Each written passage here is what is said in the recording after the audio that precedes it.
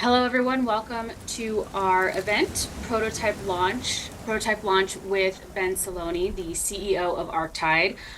We've done a few interviews with Ben in different formats on the Seasteading Social video calls, a couple of podcast episodes. So if Arktide is a new project for you, be sure to look on the seasteading.org website for Arktide, and you'll find, sort of some checkpoints in the history of the company where you can sort of track their progress. So we have an exciting update from them. They have launched a prototype. So I asked Ben to come and tell us all about that. So welcome, Ben. Thanks, Carly. Good to be here.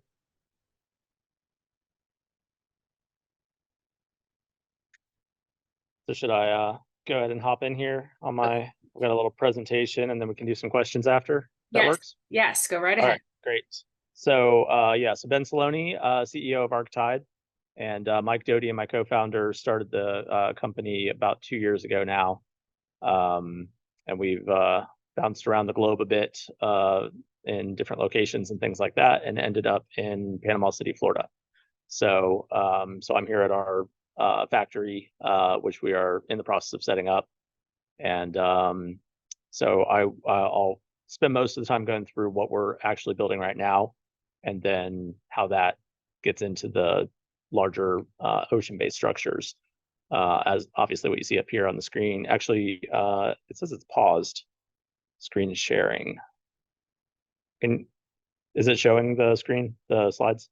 We can see the screen, but if it's paused, then we won't see if you change slides. So I think that's a control on your end. Oh, I see. Resume. Yeah.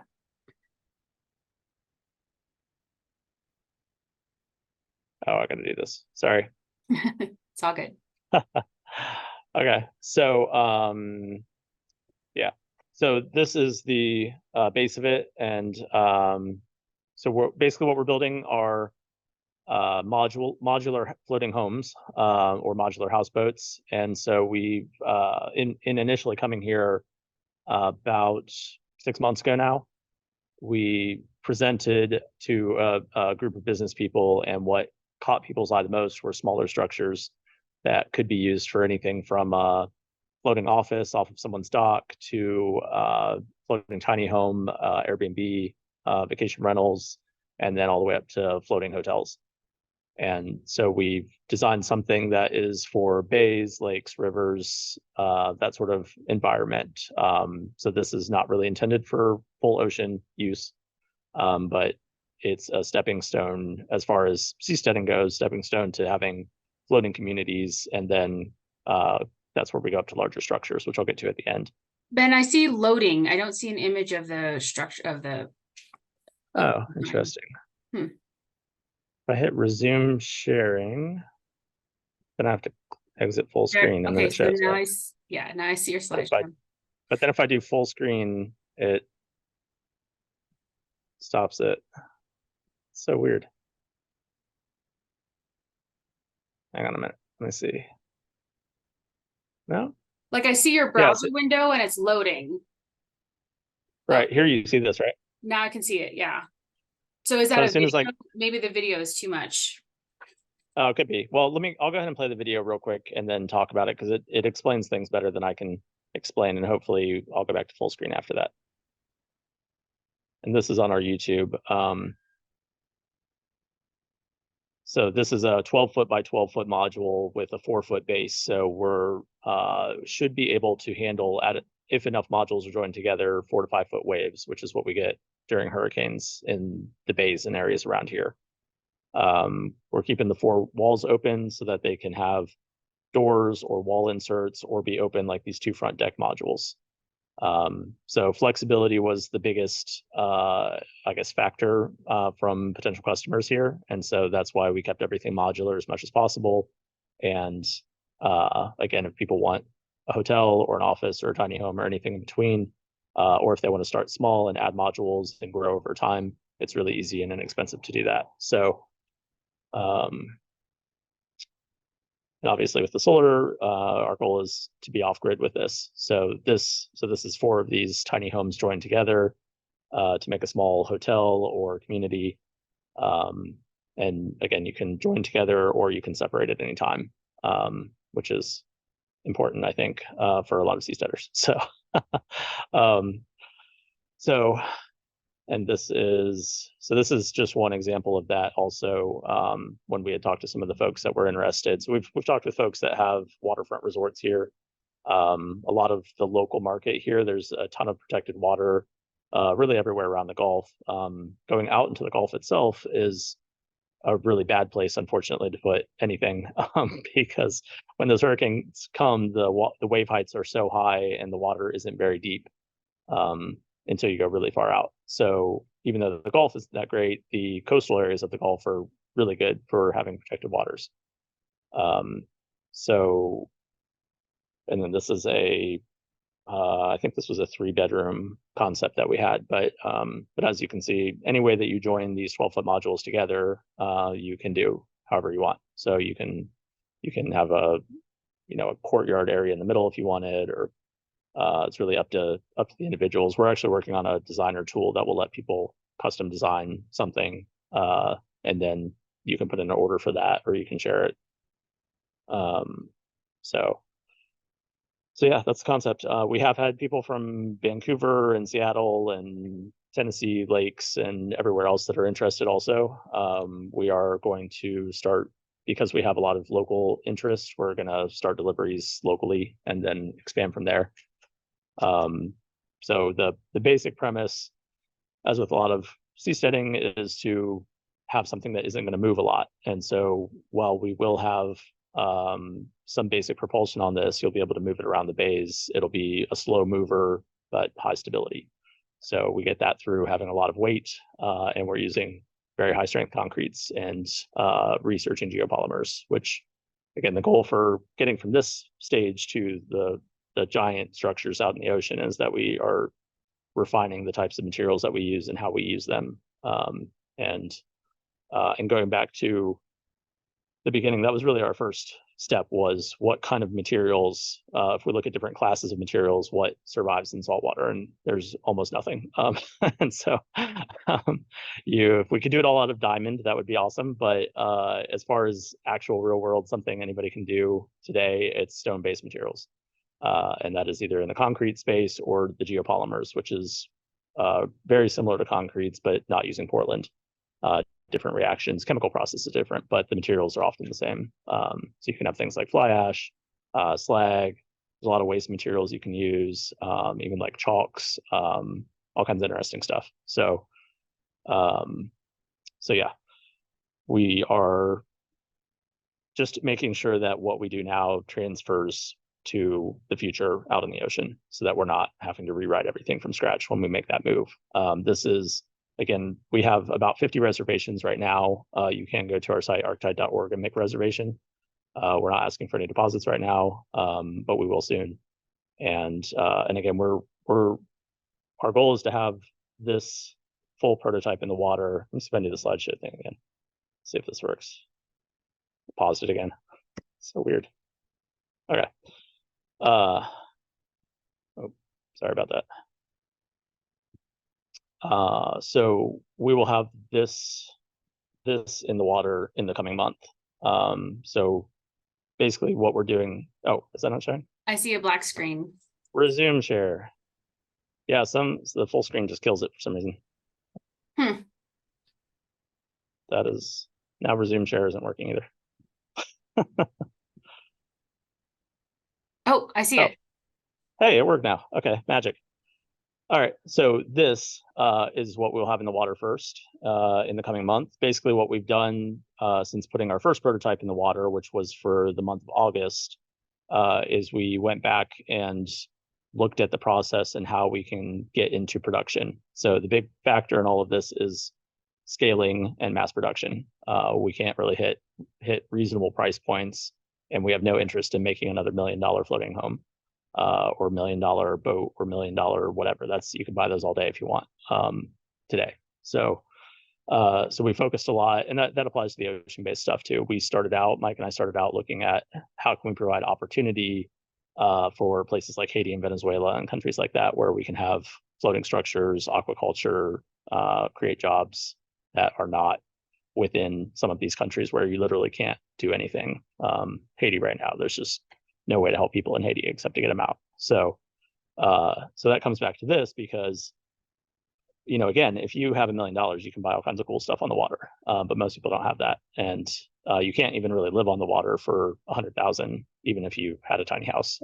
And so we're taking on a lot of that to get people closer to the water and into the water and utilizing the water. And that's, again, kind of transfers into the future.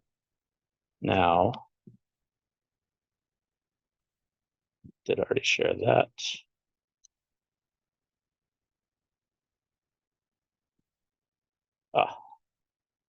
There we go. All right. So our current facility, we started leasing the space in May.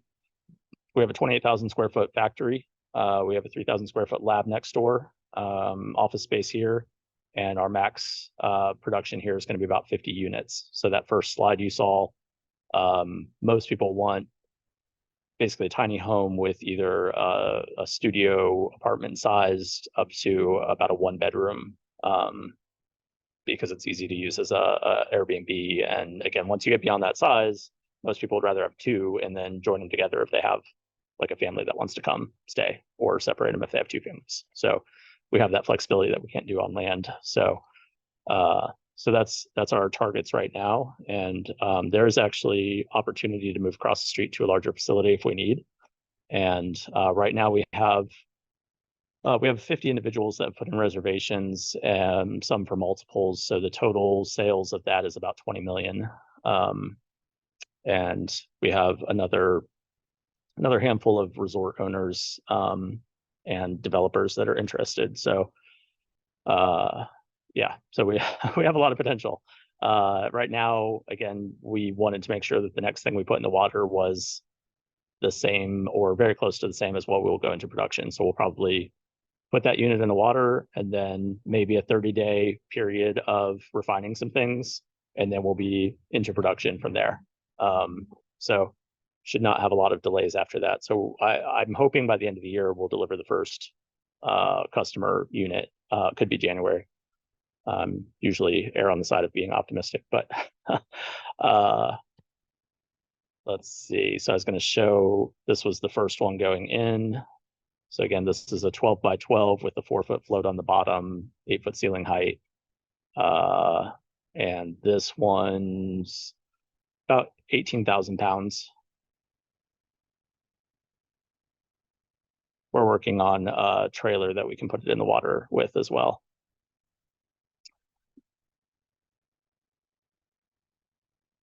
So this provided, we thought about keeping it a bit hidden as far as running it through tests and such, but it was fun to pull it around and show it off to people. And the Coquina is our brand name for it. So people wandering around here. I skipped that. There we go. So this is in the water. That's me, a friend, and my son on the top. So we had a lot of fun with this one. We got a ton of attention. We ended up moving it toward the bridge that separates Panama City from Panama City Beach. And we had a DJ and two local TV stations interview our sales guy. And so we got a ton of media attention from that, mostly positive. Another view, we put a little bit of solar on here. Again, this was pretty basic. And again, fully off grid. That's something that appeals to everyone, of course.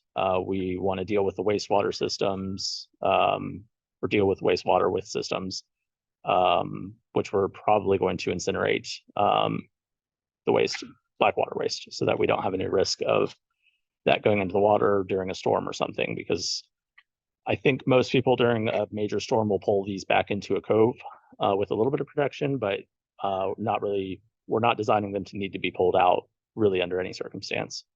Obviously people ask about a Cat 5 hurricane, and then who knows? I tell everyone, just leave.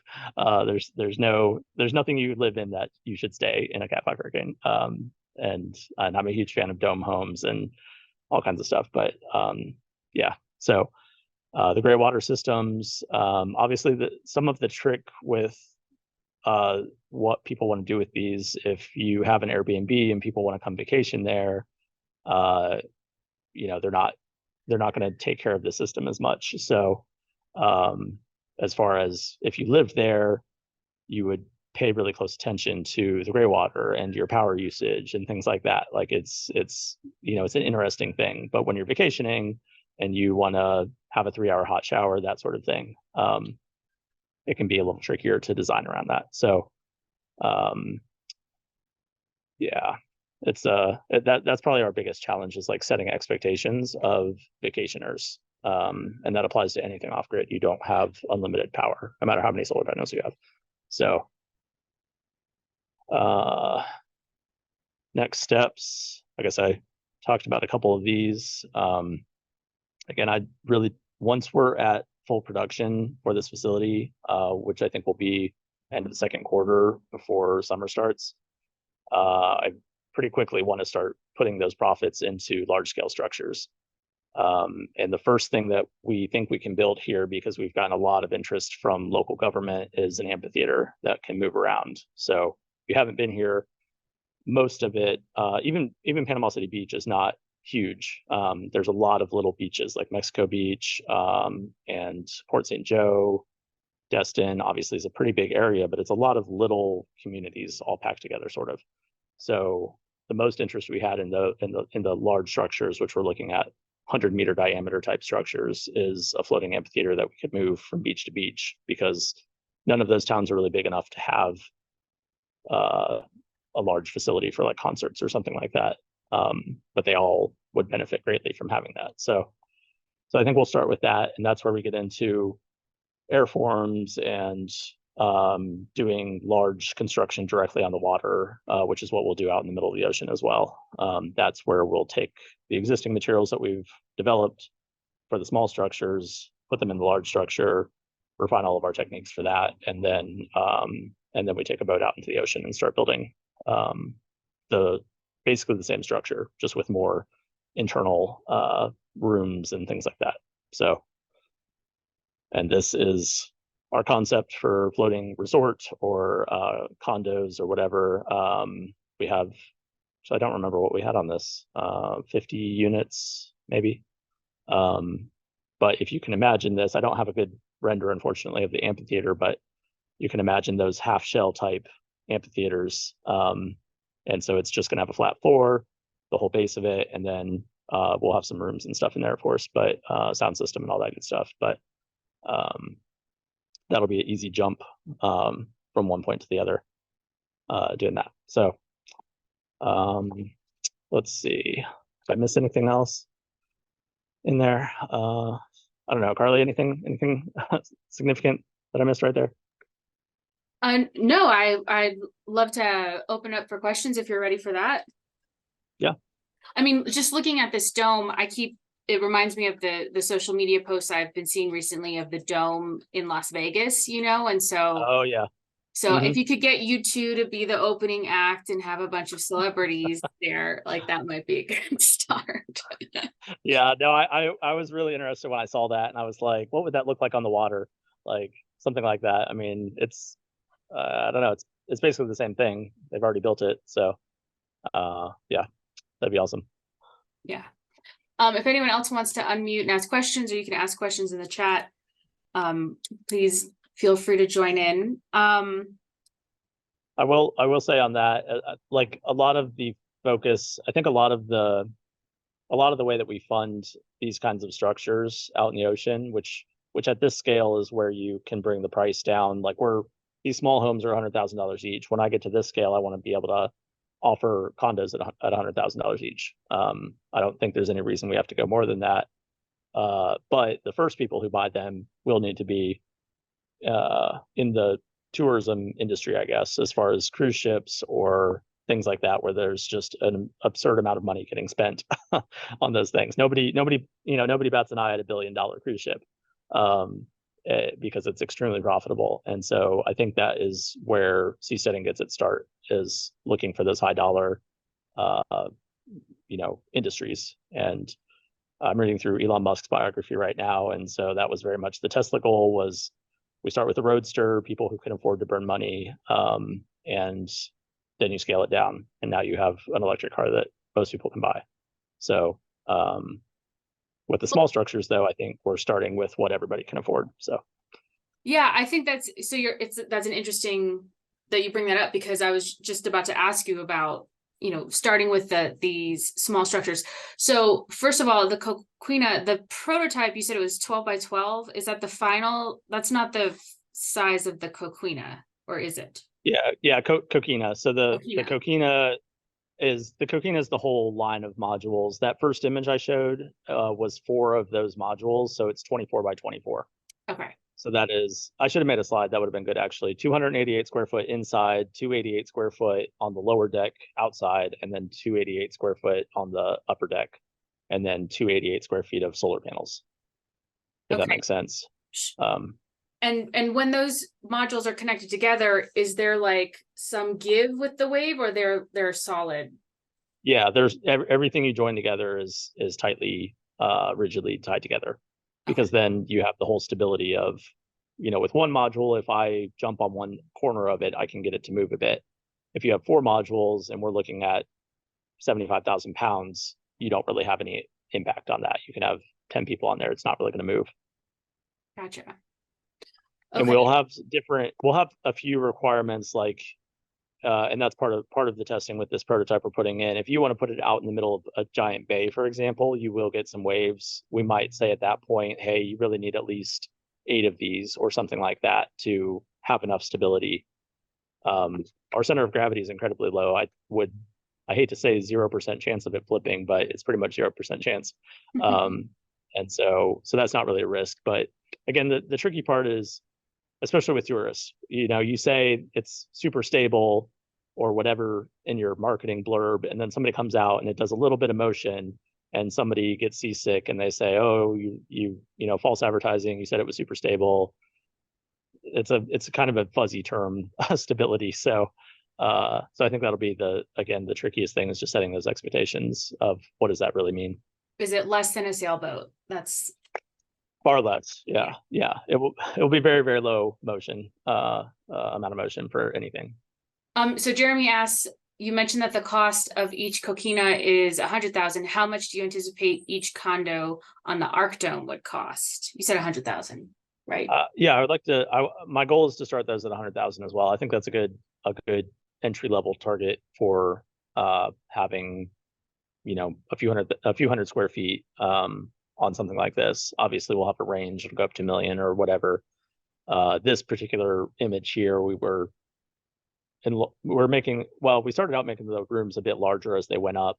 Although the lowest level, some people want to fish off of there, so it might be the middle ones that are the kind of least lowest value, I guess. So, but yeah, we don't, even though I'm all for selling for resorts or selling to Dubai or something like that, if we build something that can't be scaled up and the price comes down so that we're helping people in like Haiti and things like that, then I have no like motivation to run this company. So there's so much, any billionaire can go buy an island somewhere if they want. It's incredibly easy to do that. And so it just doesn't motivate me at all to make something just for the rich. Sure. So yeah, so that's a driving factor in all the decisions that we're making. And then he asked, what's the wave height tolerance of the Arcdome? This one here we designed for 6-meter waves, which is 19 feet, I think. So that's the max that we see around the equator, which does not get hurricanes on any of the buoy data we found. Max wave height, I think was 5.2 or 5.3 meters.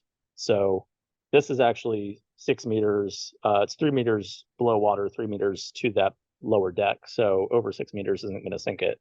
Certainly, you just get water in the lower level. So, and we have some ideas about that as well, if some kind of freak wave came. But yeah, actually sinking it, I don't know if it's sinkable. I mean, again, I hate saying something's 100%. And ask for it'll sink it, I guess. But it's pretty much unsinkable. And so now, at the same time, the biggest issue you have is places like the Gulf, where you have 50-foot deep of water and you have 40-foot waves. There's really no floating structure that can be in that kind of situation without, that's when you're crashing into the seabed and stuff like that. There are deeper spots in the Gulf, certainly, and when you go far enough out, it gets really deep. But people want to be like, oh, can you be, I live near Tampa, can you be a mile out from Tampa? No. there's you can be, as long as you can pull it in during a hurricane, but nothing will stay out there and float during a hurricane, that I can imagine. Mm-hmm. So we'll probably, though, go down to a lot of the Caribbean. As long as you're on the west side of the islands, a lot of the waves are reduced, I guess, by the island itself if a hurricane does come. So I was actually just talking to somebody from Jamaica this morning about some locations there. And we were in Puerto Rico prior to this, talked to lots of people in the Dominican. So we'll probably slowly move our way south from Florida Gulf kind of area into the Caribbean and down toward the equator from there. So all right, I'm going to take moderator's privilege and ask my question before I ask the next question from Jeremy. So you talked a little bit about using the materials for the smaller Coquina to as testing ground for the larger structures. I think that's really interesting, because I think sometimes people see people building structures that will be close to land, or these small little floating homes, and they're like, well, that's not seasteading. And so I just wanted to hear more about your logic behind, you're starting with a Coquina, and then why that is not a detraction from seasteading on the high seas, but rather a step towards seasteading the high seas. Yeah, I mean, everything comes down to the materials in my mind. It's the deciding factor. And so I think steel with or some kind of metal with secrete or biorock, where you put a couple volts of DC on it. If you haven't done this experiment, look it up. You just put rebar with like 2 volts of DC in a saltwater tank, and it will accrete calcium carbonate mixed with a bit of manganese, and it's awesome. But nobody's tested it for any kind of long-term anything, so I'm not going to put something in the water like that. But aside from that, there's nothing else, again, aside from these stone-based materials. And I think, again, going back to the cost is the huge factor. If I put fiberglass in, you have to pull it out, you have to scrape it. If I put straight steel in that's painted, I can put zinc-coated paint on, I can do all kinds of stuff. Every couple of years, you have to pull it out, spend I remember I was talking with Ocean Builders when they got that cruise ship, and it was like $100,000 a day, $200,000 a day. It was something absurd just to pull it out and do a few things. So that is off the list entirely for anything seasteading in the future.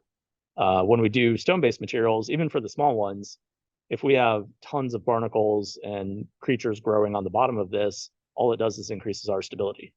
Like, we can have thousands of pounds of sea life growing on the bottom of these things, and it's just going to make it more stable over time. It lowers our center of gravity and adds weight under even the structure, which is awesome. So and that's another piece of it, where we want to make sure that the environment around what we put in the water is improved, not just neutral, but improved wherever we put something. So we're not painting our structures. Everything is like, the white on there is using white Portland and white sands. And we're looking at lots of other additives for that, so that you don't have to go back in and pull it out and repaint it or something like that down the road. So, and then the other piece of it is just that starting small, it's much easier to have someone pay $100,000 for a thing that can be delivered to them than to say, hey, pay $100,000 for one room on this giant dome structure that nobody's ever built, and we just need 100 people to do that. That's kind of the story of seasteading, I feel like, in a lot of ways, is we just need $100 million or whatever. We just need enough people to sign up and put in $10,000 or whatever, and it's really hard to do that. But we can prove ourselves with the small structures, and even, again, the amphitheater, floating hotels, we can prove that we can build the larger structure, and then it's a much easier process to pre-sell some of those rooms, or just to directly take our profits and put it in, and we might fully fund the first one ourselves. We'll just build the whole thing. So and so the Coquina, it's a flat bottom, Um, is that right? But it'll be Yep. able to grow coral on the flat bottom of it, and then that's how. Can you explain more about how that is adding stability and not just sinking it? Yeah. Yeah. So it is a flat bottom. It's a giant box. Again, it's not great if you want to move quick through the water. It's great for stability because when waves are doing this, they're not going to get under a side of it and push it up or cause it to rock. So we can have the whole structure can move up and down a bit if you had, let's say, a 4 foot wave. But it's very unlikely it's even going to be able to get under that edge, which means you have a bit more of this motion, but very little of this motion. So, and with that, for every um, for every foot of draft, every foot underwater, you need for the buoyancy that's in that float, you need about 9,200 pounds. I think it's 9,280 pounds per foot. So if we had, let's say, a fourth of that, 2,400 pounds or something, 2,300, all you're going to do is go down 3 inches Hmm. deeper. But Okay. our actual structure, the weight of it will be less than that. We'll be adding ballast. So as creatures grow on the bottom and you're adding those thousands of pounds, you pump out some of the water that is acting as ballast. So, you know, you have 1,000 pounds worth of sea life, you pump out 1,000 pounds of water. But that's amazing because like with anything, the spar based designs or anything, the lower your center of gravity is underwater, which is where that wave action is, the more stable it is. Or where the wave action is reduced, the further down you go underwater. So the deeper that you can put your center of gravity, the less waves will affect it. That's based on the spars. So the other idea though is that you just like in this case, this is not very deep. 3 meters deep is not deep at all for this giant structure. But when you go out 100 meters, now you're beyond wavelengths where you have peak, trough, peak, trough. And when you're only dealing with 6 meter waves, it's not that hard to get to that length. Maybe we'll go a little bigger, like 400 foot, but those are kind of your two options when you're dealing with waves: is deep or wide. And the downside to deep is you can't use that space as well unless you have windows and underwater viewing, and that's awesome, but it's also really, really expensive. So it's a harder place to start. And when you go out, then it's all usable space. So Okay, so questions from the chat. What are the aquaculture capabilities of the Coquina? yeah. So the top issue here, well, there's a number of environmental issues here, I guess. The seagrass, scallops, and oysters are the thing everybody talks about here. So the most interest we've had and the thing we've talked about the most is oyster hanging baskets underneath with oysters growing in them. Obviously, stuff can grow on the structure itself, but that gets harder to remove if it's edible. So I guess there's two parts to it, though. Everything that grows underneath of it attracts life to it. So we had tons of fish around the one we put in. We had tons of fish around it. We had dolphins around. Like lots of animals were coming around because the whole base of it was covered in barnacles within a month. Like it went from white to black brown basically because it's almost entirely covered, and that's in a month. So when you do that, then you get all kinds of organisms that come around, and then fish come around, and dolphins come around to eat the fish, and so it just becomes this like hot spot where if you have a sandy bed, there isn't really much down there. There isn't a lot of habitat. And so a lot of fish and things will hang out in the seagrass, which is great. And so that's the other habitat piece. But if we put ours, say, in the middle of the bay, where there isn't seagrass and there's a sandy bottom, there isn't really a lot of good habitat area for them. So they love us. But yeah, so that's probably the top thing I've looked at so far, because it's a huge need. Like most areas, and I didn't even know this until recently, a huge percentage of America's oysters came from this region for many, many years. And now it's basically at zero, because the oyster populations are at like 5% of what they used to be. And part of that is too much collection of wild oysters, and part of it is agricultural runoff, and part of it is people doing incredibly dumb things. And by people, I mean the Corps of Engineers. Uh, so who a lot of people really, really don't like, apparently, especially in the environmental place, because they dam stuff up and they dredge stuff and they do all these things, and they just cause mass destruction. But yeah. So as far as fish and things like that, I think honestly, even for the larger structures with aquaculture, basically if you put something where there isn't a lot of opportunity for life to grow, it will be attracted to that. And so you get to a point where all the life comes around your home. Do you really need to put a cage and specifically raise something there versus just I have so much life around my home that I throw a line in and catch whatever I want anytime. Aside from like oyster baskets or some other spaces for certain things to grow. So, Well, but you could so put a cage around it. So would you expect, okay, so you said that you have about 50 orders out and you hope to get those delivered to customers by the end of the year and or at least those in Florida. So would you say starting end of the year. So it'll go starting? into first. That'll take a few months to get up to that scale, I think, of production. Sure. Yeah. And you said, so what percentage of those customers are based in Florida? Like how many would be in Panama City, Florida to begin with, do you think? Of those 50, about half of them are local.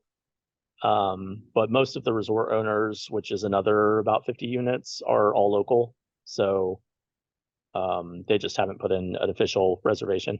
So So uh, so it would make sense for someone who wants to cultivate oysters and sell them to local restaurants to talk to your customers and say, if I can hang a few oyster baskets from your Coquina home, I will come and right. harvest them and collect them and manage them and, I don't know, work out some kind of rental fee for the space on their Coquina. Right. I would absolutely love to do that. There is a lot of oyster aquaculture. I would say that might be the only aquaculture here. And it is a big deal. Definitely. I just talked to somebody last night who does a lot of work with environmental stuff, and he was saying those oysters are the best he's ever had. Uh, and they're in the bays. They're not on land. They're in the natural environment already. So I was talking to him about that, yeah, because most people aren't going to want to deal with the I don't know, whatever work is required as far as seeding them and all of that. But if we can partner with those guys, for example, that already know how to do this, that would be my ideal. And then yeah, maybe they just come and say, hey, we split the oysters 50-50 because you like oysters and you live on this thing. Or maybe yeah, there's some kind of fee and you just earn a bit of money. So Yeah, that it's kind of like here where I live in Santa Fe. There's a service that collects your compost, right? Like I compost in my yard. I do my own composting, but if you don't want to do that, you can put out your green bucket with your compost. They pick it up, process it, and if you want, they deliver compost back to you, So like oh, that's cool. Yeah. something like that, except with oysters or whatever, seaweed. Right. I mean, because I Yeah. know with Green Wave, we read that book in one of the Seasteading book clubs. About vertical farming and the oysters and the seaweed, they help each other and you can harvest both. So yeah, I can Yeah. that's really exciting. Okay, so another oh, sorry, go ahead. Yeah, I was just gonna say real quick too, like one of the things, like we're in the Carbon Removal X Prize that Elon Musk funded. And one of the things we realized early on was we had to pick what our focus would be on. And so the structures and the engineering and all of that fit really well with us. And but as far as like the biology of it, marine biology side of it and aquaculture side of it, I 100% want to partner with people that are experienced in that because it's just such a huge world. And so I think there's a lot of people that are really awesome at that already. So if I think we can do something with seaweed, 100% contacting some of these organizations that do that all day, every day, and try to partner with people. So yeah, if anybody in the Seasteading Institute or wherever is interested in partnering on that, and we provide the platform and you have the expertise on how we can use it, let me know. Sure. So can each coquina fit into a shipping container? No, Okay. they're 12-foot. Shipping containers are 8.5 foot wide. So 12-foot is the max width that you can tow something on most roads in America, with an oversized banner, but without a lot of other headaches. So we basically made it as wide as we could, while still being road transportable. So we have talked about, like we have some people in the Florida Keys that want these. And so we're talking about, is it easier to ship them down there or to put them on a barge or a ship or something? and carry them down there. I think for more local areas, we can, we can tow, you can certainly tow them in the water pretty far, if you want, but at a certain point, that fuel cost is different. You just have to figure out what makes sense. But we are working on both long haul trailer designs and like a simple boat trailer that can have one module on it at a time. You can go in and out of any boat ramp and haul it with like a decent pickup truck or something. So Cool. Okay, another question from the chat. Assuming there are 12 250-watt solar panels for each unit, giving 3 kilowatt, do you imagine this would be sufficient for most people's electricity needs, or are there additional options if more electricity is needed? yeah, so it depends on the unit. So we have a number of preset modules. Maybe probably didn't explain this really. So we have like an outdoor module, obviously, which doesn't really need anything. An indoor module that can be a bedroom, a living room, dining room, office, whatever. That just has some lights and outlets. That's easy. Bathroom. When we get into bathroom, it's a little trickier. The big energy suck is anything with heat. So heaters and hot water, dryers, hair dryers, all that kind of stuff is massively more requires a massive more energy than anything else. Even AC isn't really that hard for a small space like this. So the biggest issue that we have, I would say, is if somebody wants a full size kitchen, and then you have a dishwasher, you have a lot of hot water in there, and oven, things like that, and that's where you may have to have propane for some of the heat. So we're open to that. I love the idea of it being totally off grid. You can do it totally off grid, but again, that's where it just depends. Like, do you spend an hour blow drying your hair, or do you spend 5 minutes? Do you take 3 hour showers or 3 minute showers? It's tough to know because people have such different standards. And so, and the other piece of it too is you don't have to have the upper deck area. So on that 4 module one, if you want to use more power, or on whatever size, you just have your whole upper deck with solar panels. And we've looked at wind options and things like that too. The last thing I want to do is put gas generators or something like that on it. So supplementing a bit with propane is reasonable if we need to do that again, just on some of the modules. Well, Colin Lennox has given a couple presentations, and he does the wetlands in a box where, water purification system using biological elements. And I think we need to give him the task of figuring out how to wash dishes with biological elements. It uses a lot of water. Yeah. We have looked at rainwater. How can we not desalinate? Because that's a bit of an energy suck too. And so the nice thing about having that giant float is we can store, and we want the ballast anyway, is we can store a lot of water down there. So for this area, it doesn't actually require that much. I don't remember how many gallons of storage, but you could be 100% off of rainwater and not do any desalination. But again, one of the advantages of starting here, and I would say, like, even for a seasteading community here of people that have a bunch of these little houses, and let's say you don't have to join them up. It's not like you have to make a big city out of it. You can paddleboard to each other's house. But you want to throw a party and you decide to just raft up for a few days, that kind of thing. But if you do run out of water, or if you do run out of power, or you run out of beer or whatever, you're, in most cases, you're 15 minutes away or something like that. It's a very low risk situation. So I think that's where it's helpful, versus, hey, let's start out in the middle of the ocean. And I think it's a good opportunity for that. Yeah, so building the community support. I mean, I think that's always really important too, the idea of building community support for seasteading at the same time that you're building the technological processes and manufacturing processes to be able to grow a city out there. Those go together.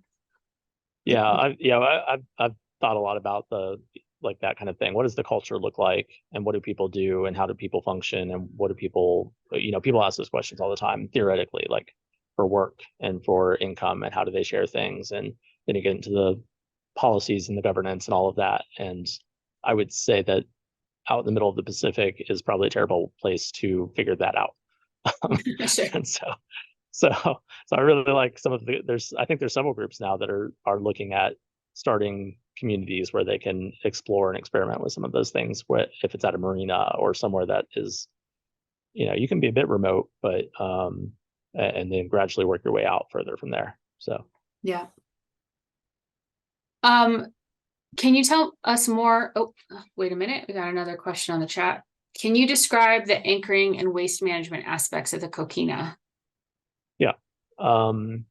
So the anchoring on the one we had there, we had the single module that we had, and we had 4 anchors, one off of each corner. I think that's probably what we'll need in the long run, because again, we're not being carried with the waves so much. So even though it's incredibly heavy, and it could require significant anchoring, it doesn't really move with the water. The water moves around it. So I don't, based on what we've done so far, we don't think that we need anything substantial. Probably that an anchor off each corner is going to be mostly what we'll need. And then what was it? The water systems? Waste management. Yeah, waste management. I think for most cases, incinerating toilets are going to be best for black water. And then there's several options for gray water. It's much easier to treat. Really, we don't. Technically, you can pump gray water directly out, even in bays in Florida, and I think most other places. But we want to do some pre-treatment on that before we pump that out. We might reuse it, but again, the rainwater collection is a really lot easier and doesn't require any energy, just some pumping and filtering after the fact. So there's a bit of a balance on that. I think the gray water recycling is cool. Like you can recycle your shower water and reuse it and things like that. But if you have enough room to store enough fresh water, then you don't really need that water. And so you could use it for plants on your boat, of course. Or if you do just some minimal filtering, you can pump it right out into the bay. So black water is something a lot of people have asked about, and we want to be pretty extreme on that, I guess. As far as that's probably after hurricanes, that's the second biggest concern people have. And so we're trying to alleviate that, because obviously if your gray water tank dumps out, it doesn't really do anything. And so, yeah. And that goes straight to your oyster farm right below, right?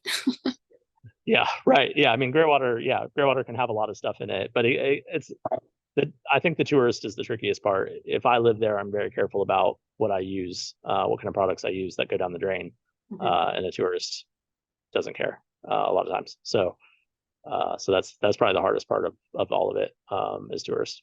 And I've been a tourist. I mean, if I'm a tourist, I don't care about leaving the lights on all day, or I'm in there's something about vacation mode that you just shut off any kind of caring about anything, I feel like, and everybody does it. It's just, I don't know.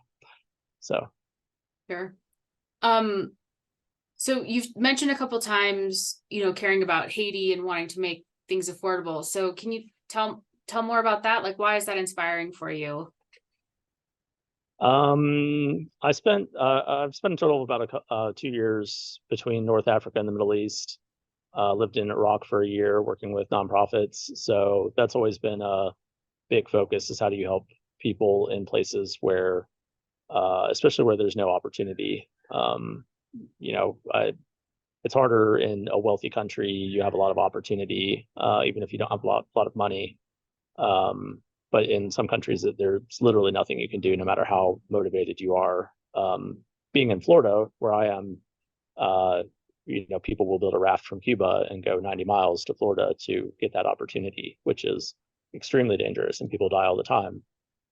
Same from Haiti to Puerto Rico. And so people are willing to risk their lives and their families' lives for this opportunity. So, and then I guess the other thing we had talked about really early on was refugee situations, which has been a huge thing, especially in Europe. Although we have a lot of it in America, obviously, coming up through Mexico and things. And so there's all kinds of debates and arguments about, what do you do with people who want opportunity for a better life and there's nowhere for them to go. So yeah, I think at the end of the day, that's the thing that is the most motivating. If I take someone from a good life to a better life, that's cool, but I would much rather take someone from way down here to way up here. So yeah. So in these last 8 minutes or so, I mean, you're in your factory. Do you want us to tell us a little bit about what's behind you? Is there a lot to see there? Oh yeah. Yeah, I did set up here. I was hoping to be on the prototype, of course. We'll have to do that in a month. So, Sure. um, yeah, so this facility is pretty awesome. It took a lot of damage in the hurricane. And when I first came here, March of this year, went to a business meeting, and the guy that had bought this place was in the process of rehabbing it. So it's got two gantry cranes on each side, which have been awesome. We've got a 10-ton crane here, which we used to lift the first prototype. And we're working on forms right now. Again, we've got, I don't know how many, 30, 40 tons of equipment, or I mean, of materials over there. We've got a much larger mixer coming in on Monday. And it's funny when we first got here, and it's like, oh, we'll never fill up 28,000 square feet. But even our initial projections, which is from our head of sales, 50 units a month, and it's a tight fit. 28,000 square feet gets filled up real quick. So so yeah, we're working on automating things as much as possible. So right now, obviously, everything is manual as we're starting out. But the only way that we really can scale, and even simple things like reducing the amount of floor space we need, is to be able to automate where we don't need people walking around everything. So, but yeah, a lot of things. This is part of the form. We're doing it all out of steel, of course. We had some wood forms before, which worked all right for one prototype and then fall apart. So, so this, for example, should be able to be used 100, 200, several hundred times. The mixer that we're getting should last for years of like full scale production. That was about $60,000. So we are head engineer. So we've brought on head of sales, head of engineering, my co-founder and I, and then we have someone full-time over marketing, and then a few other people that we're probably going to hire 2 full-time people here in the factory next week. And that'll get us through the prototyping phase. But yeah, basically this half of it is where most of the concrete work will be done for the floats. And then the other half is where a lot of the upper structure will be constructed. That's where you have, that's the piece of it that we won't be able to automate really, as far as plumbing and electrical and the little stuff that just has to be done by hand. So, but we also have a number of people that are interested, because we're building the floats and then the upper structure. We have people that are interested in just buying the floats and putting their own structure on top, which we're open to doing also. That's a little bit case by case. So we have someone in North Carolina that wants maybe 17 units, each with 2 of those floats, which is a bit unique and not something that we would just do for anybody necessarily. It really just depends, because we don't want it to, like, if you put an incredibly heavy structure on top, obviously that's not ideal. If you want to put like a 2-story steel structure on top, that's a terrible idea. So I don't want to sell it to somebody who's going to do something stupid in that regard. But there's a lot of great options, and we've talked to people about putting modular homes on top and SIP homes, and there's a lot of stuff like a lot of tiny home stuff out there that you could put on top. I think that we'll be able to beat the pricing on any of that, doing it all here and doing it at scale. But we're open to it. Different people have different preferences. So. And you mentioned that you had lab space. What goes on in the lab exactly? Yeah, so there's another building next to this one that's 3,000 square feet. That one isn't being used at all right now because it's still being rehabbed. But eventually we'll have that as a conditioned space, and we'll do material testing is the biggest thing. That's our single biggest component, I guess, of this whole thing. And when we get to the big structures, the islands, that's why I'm, on the small structure, if it changes the price by, let's say 5,000, that's not that big a deal. When we get to these large structures, it will have millions of dollars difference based on the material prices. So looking at inexpensive, incredibly strong, impermeable materials is the number one goal for all of this. And so that's mostly what the lab will be for. And that's where, again, we want to get into geopolymers and ultimately the goal is to extract minerals from saltwater and use those to build islands. So we take seawater on one end, islands on the other end, and then our cost for creating land on the ocean goes down to, I don't know, I don't want to say zero, but maybe zero. So Sure. Well, any final questions from our attendees? Thank you all for joining us on this Saturday. Or any final comments you want to make, Ben? No, I think that's about it for now. It's crazy and wild and all kinds of stuff is happening.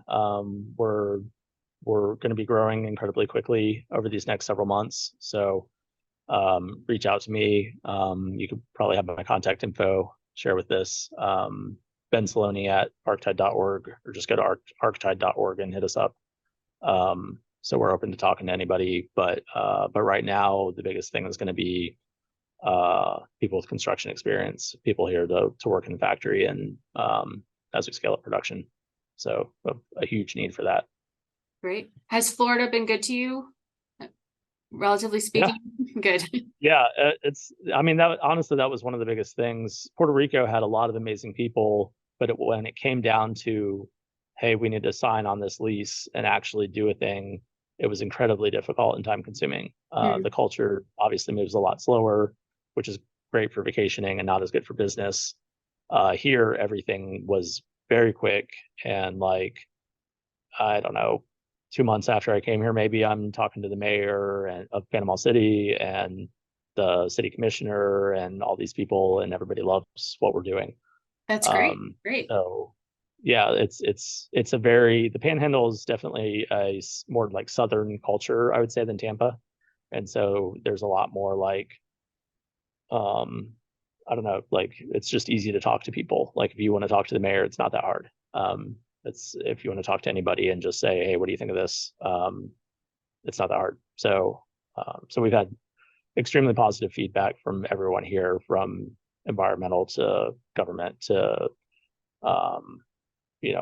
customers, resort owners, all that kind of thing. So yeah, it's been awesome. That's great.